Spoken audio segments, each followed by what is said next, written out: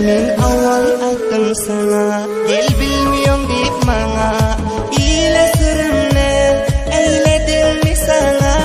Kalbimni sindirdin, armandan kandırdın. Başka bakıp sen içimni yandırdın. Gülüm gülüm gülüm, sen eğiliyorsun zulüm. Yalan dünyadan yaklattın bu elim. Cebir eylep herdem, koydum gözümden em. Ömürlük senden raziden bu dilim.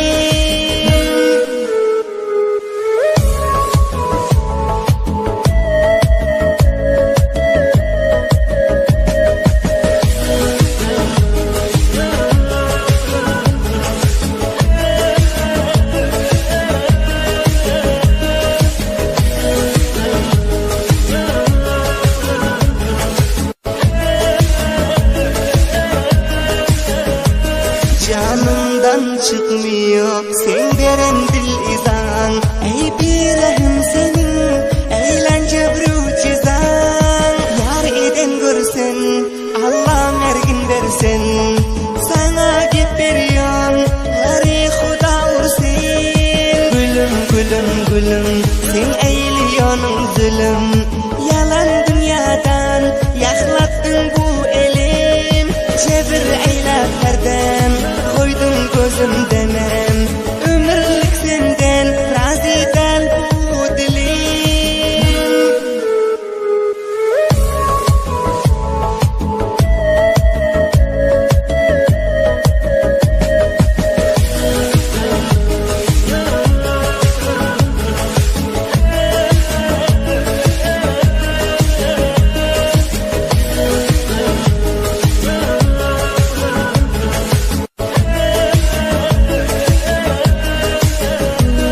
Maksadın bildim buldu, senden yüreğim kaldı.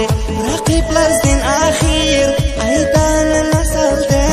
Hayzılla dükandar, sen derdinden soldu. İdip gör fikir, sen derdinden dükür.